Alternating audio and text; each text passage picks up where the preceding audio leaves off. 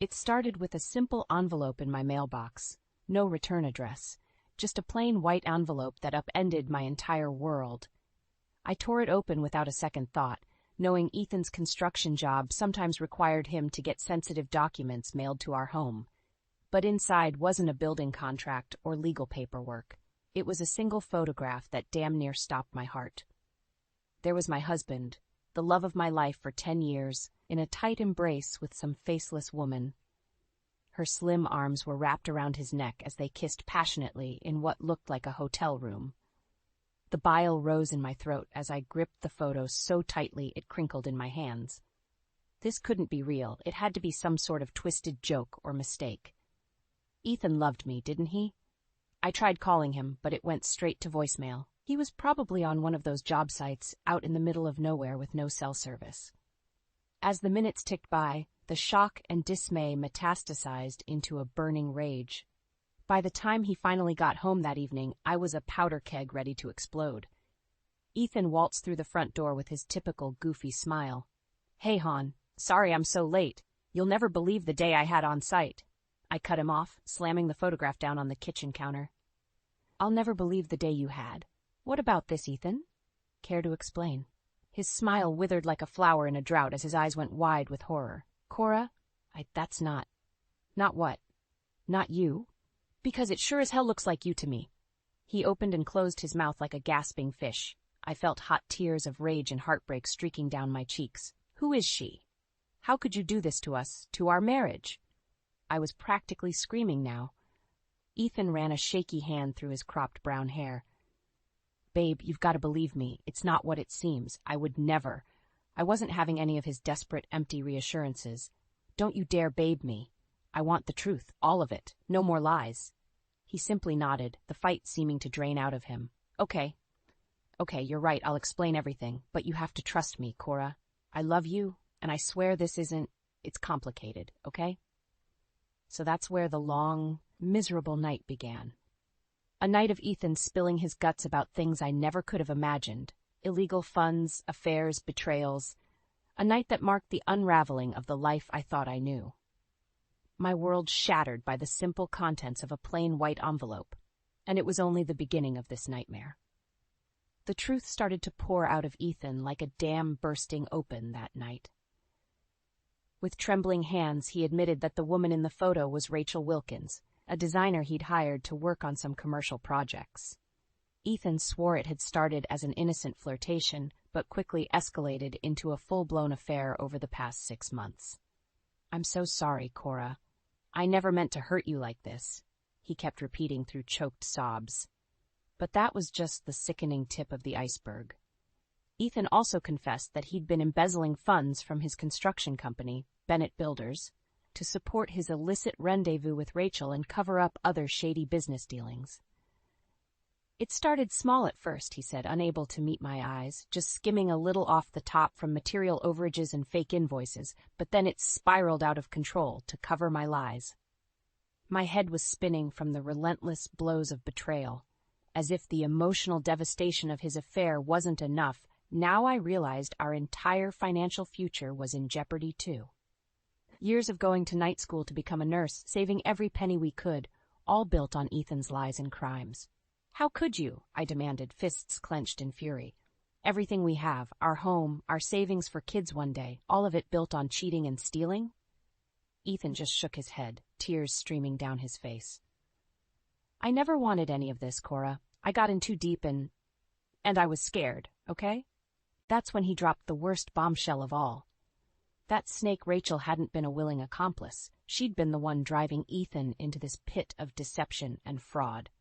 Even worse, she was just a pawn being used by Ethan's longtime business partner, that scumbag Daniel Clark. "It's all been an elaborate scheme by Daniel to take over Bennett Builders," Ethan admitted hoarsely. "He's the one who set this whole sordid thing in motion, trying to disgrace me through the affair so he could push me out." I felt like I was going to be sick. Daniel had been my husband's closest friend and most trusted business advisor for over 15 years. And all along he'd been meticulously plotting to steal the company out from under us, using Rachel to cuckold Ethan and make him look like a criminal. The vile depths of his depravity knew no bounds. Please, Cora, you have to believe me, Ethan pleaded desperately, seeing the thunderous look on my face. I never meant for any of this to happen, Daniel, just... Shut up, I roared, feeling like I might actually strike him. Just shut your damn mouth. My husband's sniveling attempts to explain himself were just pouring salt in the wound. There would be no easy forgiveness for this, not when the man who was supposed to be my life partner had been so utterly deceitful and weak. Daniel Clark had managed to turn Ethan into his slobbering puppet. But if that bastard thought this would be the end, that Ethan's disgrace would let him slither away with the company like a thief in the night, he had another thing coming. I may have been reeling now, but the sting of betrayal was quickly hardening into an icy resolve. Daniel wanted to play this game? Well, I was about to give him and Rachel a hell of a lot more than they bargained for. This was just the beginning. The rage simmered inside me for days after Ethan's gut-wrenching confession. As much as I wanted to lash out, to scream and hurl things at that sniveling weasel of a husband, I knew I had to keep my cool. For once in our marriage, I was the one who needed to be strong and clear-headed. I'd always prided myself on being a skilled nurse, compassionate yet unflinching in the face of pressure. Now those same qualities were getting channeled into withering determination and sheer vindictiveness. Daniel Clark wanted to rip apart my family and take Ethan for everything he had? Well, turnabout was fair play. While Ethan moped around the house in a haze of self-pity, I got to work. First thing was poring over all the financial records I could get my hands on from Bennett Builders.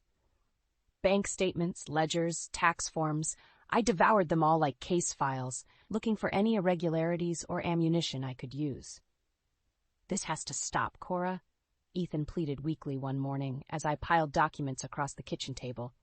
Just leave it be before you get yourself in trouble, too.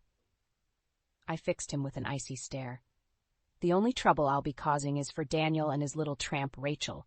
You've already lied and stolen enough for 10 lifetimes. It's time I return the favor. His eyes went wide with shock and maybe a hint of fear at the hardness in my voice. Good, let the sniveling coward be afraid for once. With the paper trail providing proof of Ethan's shady money trails, I contacted an old friend from nursing school, Stacy Wilcox. She'd become a hotshot corporate lawyer, an utter shark in the courtroom. Just the kind of ally I needed right now. Let me get this straight, she said after I laid everything out over coffee one day. Your slimeball husband got bamboozled into an affair to embarrass and discredit him. All so this Daniel character could take over the family business? I nodded gravely. That's the long and short of it. Ethan made things easier for Daniel by cooking the books, too. But I need to make sure Clark gets what's coming to him, one way or another. Stacy's dark eyes glinted with undisguised glee. Well, you've come to the right place, my friend. This is Gardens and Wilcox's sweet spot, taking down arrogant dirtbags like your buddy Daniel. We spent the next few days plotting, putting together an airtight case that would decimate Daniel professionally, legally, and financially. Stacy had some excellent ideas about using whistleblower protections to leak evidence to the authorities. We'd hit him with fraud, tax evasion, racketeering, you name it. I also started quietly reconnecting with some of Ethan's most loyal employees at Bennett Builders. Trustworthy folks like Gary Wilkins and Miriam Alvarado, who had been there since the company's early days. With a little cajoling, I convinced them to come on board as insiders, feeding us information. We could never prove it, Gary told me in hushed tones, but we always suspected Daniel was up to shady stuff behind the scenes. Miriam simply nodded. If there's a way to take him down, count me in, Mrs. Bennett. Between Stacy's legal wrangling and my covert informants at the company, an audacious plan started taking shape. One that would publicly humiliate Daniel, rip away his ill-gotten wealth, and quite possibly land him in prison. Maybe it was petty vengeance, but he'd launched the first strike at my family. If Daniel thought he could cower me, think again. He was about to learn an important lesson on just how cutthroat a woman scorned could be. With the broad strokes of a plan in place, I knew it was time to start putting the pieces in motion to take Daniel Clark down. First step was shoring up my covert alliances at Bennett Builders while keeping my scheming completely invisible to that snake. Thank you both for agreeing to meet me, I told Gary Wilkins and Miriam Alvarado one evening at a quiet diner across town. We were the very picture of discretion, myself and the two longest-tenured employees at my husband's company, tucked away in a dingy corner booth. Gary, a balding number cruncher who had been with Bennett Builders since its earliest days, simply nodded. Of course, Mrs. Bennett. We want to help in any way we can to get that creep Daniel. Miriam, the firm's no-nonsense site manager, scowled in agreement. He's gotten too big for his britches, thinking he can walk all over good people. It's about time someone put Daniel in his place. I smiled thinly. Well, that's exactly what I have in mind, but it's going to take some clever maneuvering on all our parts. Over the next hour, I outlined the insane, high-stakes gambit I was contemplating with the help of my lawyer friend Stacy, how we would systematically gather evidence of Daniel's corrupt practices, money laundering, tax fraud, extortion, all while maintaining a veneer of total ignorance about his shady dealings. This is one hell of a long con, Miriam observed with an impressed raise of her eyebrows. You've got bigger stones than most, Mrs. Bennett. Just call me Cora, I replied coolly. And believe me, if that bastard thinks he can try to rip my family apart without consequences, he's going to deeply regret underestimating what I'm capable of. The two exchanged a loaded glance before Gary spoke up. You know we're risking our jobs, maybe even criminal charges if we get caught playing double agent like this, right? I cut him off with a steely glare. Which is why discretion and commitment are absolutely critical here. I wouldn't have brought you both into this if I didn't know you were trustworthy. An uneasy silence fell over the booth before Miriam reached across and gave my hand a supportive squeeze. You can count on us, Cora. That weasel Daniel has had this coming for a long time. With my corporate spy network secured, things started moving swiftly. I played the part of the oblivious, jilted wife to a T, all while using Stacy's legal prowess to start gathering the receipts and documents that would bury Daniel in a tidal wave of trouble. At the same time, Miriam and Gary were my eyes and ears, getting me insider access to Daniel's communications and subtle ways to divert files and funds from under his nose. More than once, one of them had to stall for time or creatively cover for my snooping before Daniel got suspicious. Jesus, Cora, are you sure you want to keep going this far? Miriam asked one evening over drinks after a close call. Things are starting to get crazy. I simply drained my glass and gave a grim nod. There's no going back now, not after everything Daniel's done. Despite all the careful groundwork over the past few months, I could feel my nerves building as the grand sting operation against Daniel Clark drew near. One little slip-up from anyone in our ragtag team of conspirators, and everything could unravel in a disastrous instant. Stacy assured me constantly that she had put together an airtight legal case that would demolish Daniel in court. Whistleblower protections, subpoenas, you name it, she'd covered every base to make our evidence unimpeachable. But that didn't make seeing this insane plan through to the end any less terrifying. You don't have to go through with the public part if you don't want to, she told me one afternoon, clearly able to sense my growing anxiety. I can handle the legal actions without you being there. I shook my head adamantly. No way. If we're going to take Daniel down, I want to be right there to see the self-righteous look get wiped off his smug face. Stacy smirked. In that case, you'd better get ready, because the fireworks are about to start. The venue Stacy chose for our sting operation was Bennett Builders' annual corporate retreat at a swanky hotel in downtown Philadelphia. One of those self-congratulatory blowouts Daniel always relished, filled with overpaid executives publicly patting themselves on the back. As a former spouse, I was able to secure myself a room at the hotel under the radar. The morning of the big event, I suited up for war, a stylish burgundy dress that wouldn't look out of place, but underneath, I had a hidden microphone to capture all the drama for the cameras. Are we set? I muttered under my breath as I checked my appearance one final time. Gary's voice crackled in my earpiece. All good on our end, Cora. Just waiting on your signal. Remember, we've only got one shot to pull this off, Miriam chimed in tensely. If Daniel gets tipped off before we're ready? He won't, I stated firmly, forcing down my rising doubts. We've planned this too carefully. Just stick to the plan. Making my way down to the opulent ballroom, my heart was pounding like a frightened rabbit's. There was Daniel holding court near the front, looking resplendent in an Italian suit as he shook hands and smiled for the cameras. The arrogant prick had no idea what was coming. When he took the stage to kick off the event with his typical bombastic remarks, I gave the signal to my teammates to get in position. As Daniel launched into his well-rehearsed diatribe about integrity and trust, the air was suddenly pierced by a deafening audio clip. "You really think Ethan's stupid little wife is going to figure out our scheme?" Daniel's unmistakable voice rang out over the speakers. "Just keep doing your job, and I'll take care of making him the fall guy for everything." You could have heard a pin drop as the crowd of Bennett Builders employees looked around in stunned confusion. And there was Daniel, frozen in place with a sickly pallor as more and more audio clips began playing. Clips of his illegal dealings, his money laundering, loans gained through extortion, everything. Before the gasps and murmurs could grow too loud, I stood up and fixed Daniel with a look of pure venom. "Looking for the little wife who's going to ruin you?" I asked coldly, making a big show of removing the hidden microphone. "Well, here I am, Daniel. Payback's a bitch." As stunned security personnel surrounded Daniel on stage, I steadied my nerves with a few deep breaths. Because the biggest bombshell was yet to come.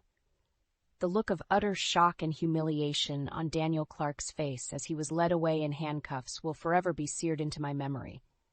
All the arrogance and bravado had drained from the man who thought he could rip my family apart without consequence. As pandemonium erupted in the hotel ballroom, with reporters clamoring for comments, I felt Stacy's reassuring hand on my shoulder. "You did it, Cora. That smug bastard is finished." I simply nodded, unable to process the tidal wave of emotions washing over me. Part of me felt immensely relieved, even triumphant at seeing karma so utterly demolish Daniel. But another part felt hollow, sickened by the depravity this whole sordid affair had exposed. In the ensuing days, the full breadth of Daniel's crimes came spilling into the open like a ruptured dam. The FBI raids, the asset seizures, the damning money trails, it was a never-ending deluge of scandals splashed across the headlines. As for the future of Bennett Builders, it was clear the damage was cataclysmic and likely fatal. All those years of my husband's hard work and sacrifice, tarnished and discredited because of one man's boundless greed and depravity. So many good people whose livelihoods were now thrown into turmoil. Through it all, Ethan remained a ghost in our home. Ashamed, distant, and unable to meet my eyes, I oscillated between feeling sorry for the shattered man before me and burning contempt for his utter weakness in letting Daniel manipulate him. "What's going to happen to us?" he asked one night, voice hoarse and cracking. I don't know how to even begin making this right, Cora." I fixed him with a look of pure ice. "Well, considering you've now confessed to multiple felonies, making things right might start with finding a damn good criminal lawyer." The words hung like a leaden weight between us. Despite the small solace of payback against Daniel, this wasn't the life I ever envisioned for us. No family, no future financial security. All that remained was the bitter ash of betrayal. Ethan seemed to wilt before me as tears welled in his eyes. "I never meant for any of this, Cora. You have to know that. Everything I did was out of fear, and—" I held up a hand to silence him, feeling my own rage and grief bubbling up to the surface. "Save it, Ethan. You were weak, and it cost us everything. All the sacrifices, all the plans we had, it's all gone now because you chose to lie and cover up for that snake Daniel instead of coming clean." He opened his mouth to respond, but I wasn't finished unloading the torrent of fury and anguish that had been simmering inside. And the worst part? I had to be the strong one. I had to be the person who took that monster down, who fought for justice and the truth, because you were too spineless to stand up for your own family. Ethan simply dissolved into anguished sobs, covering his face with his hands as I stood over him, chest heaving with the force of such raw emotion. In that moment, I felt everything: rage, disgust, sadness, remorse for the lives we'd sacrificed to this ugly betrayal. But most of all, despite the relief of seeing Daniel pay for his villainy, all I felt was a bone-deep, aching weariness. Because even though I'd executed the perfect vengeance, what did we really have left? In the aftermath of Daniel Clark's spectacular downfall, it felt like the dust would never settle. Ethan faced a litany of criminal charges, not to mention an endless parade of lawsuits from Bennett Builders' creditors and business partners. My vengeance had been exacted, but at what cost? "This is a complete shit show, Cora," Stacy remarked one afternoon, tossing a towering stack of legal notices onto my kitchen table. "The feds are aiming to throw the book at Ethan, and that's not even the half of it with the civil cases piling up." I sighed, feeling the weight of the world on my shoulders. So what are our options here? Ethan can't afford to fight all these battles alone. Well, he's got two choices from my perspective, Stacy laid out bluntly. Option 1 is to try and cut some kind of deal by cooperating, maybe even testifying against Daniel's underlings to mitigate things. My eyes narrowed. And the other option? Chapter 11 bankruptcy, she stated flatly. It could help leverage a lot of the civil liabilities if we can prove he was acting under duress from Daniel's extortion scheme. I leaned back.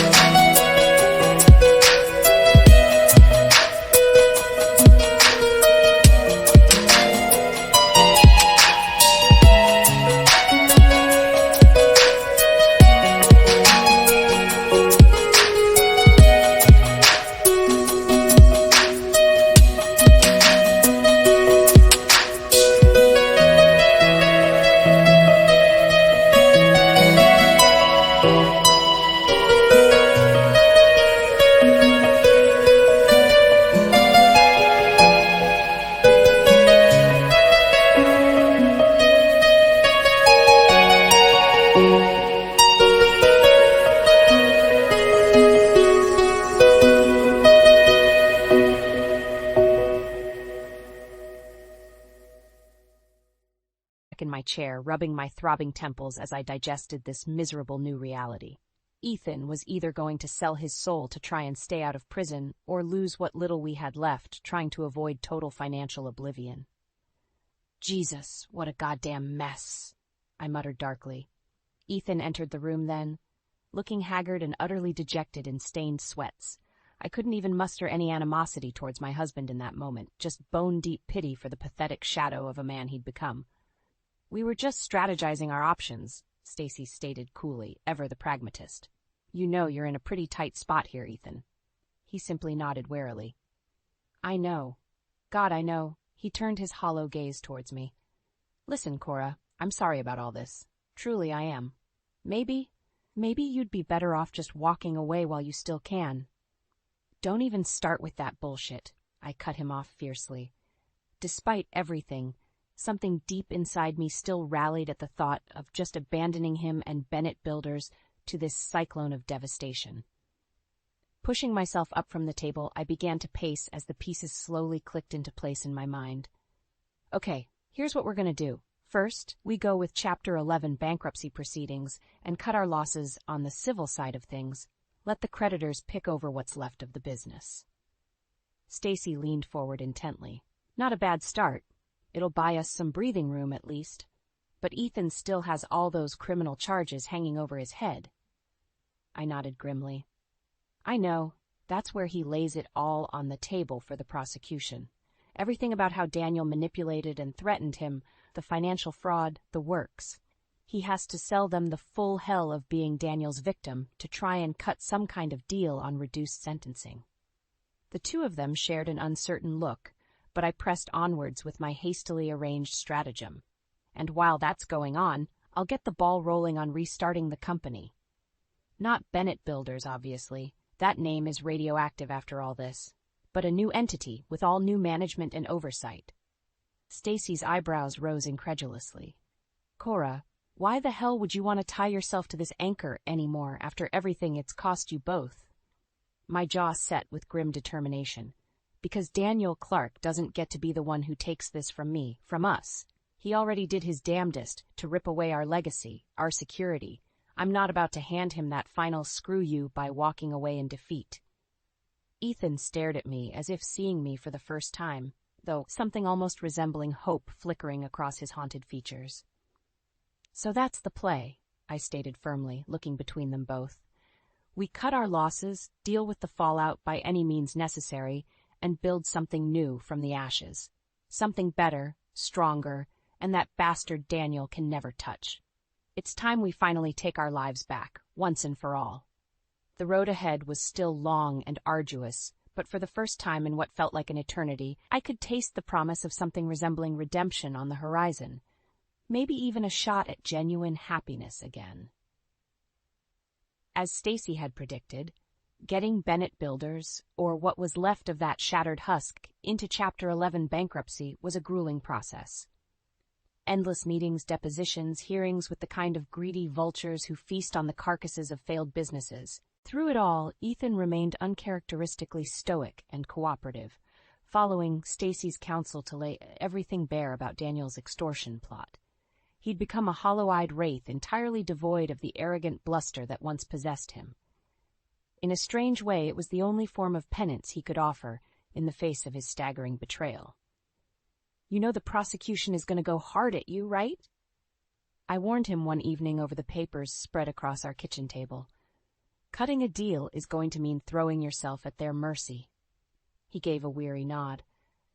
"I know, but after everything, it's..."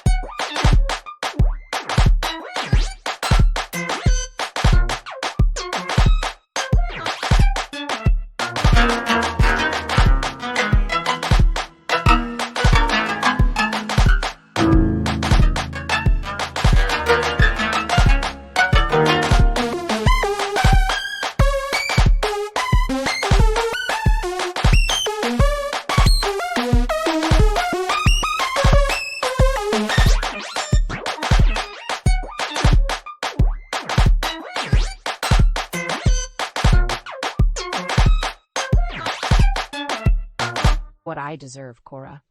I've got no one to blame for this mess but myself at the end of the day. It was the most sense and accountability I'd heard from him throughout this whole sordid episode.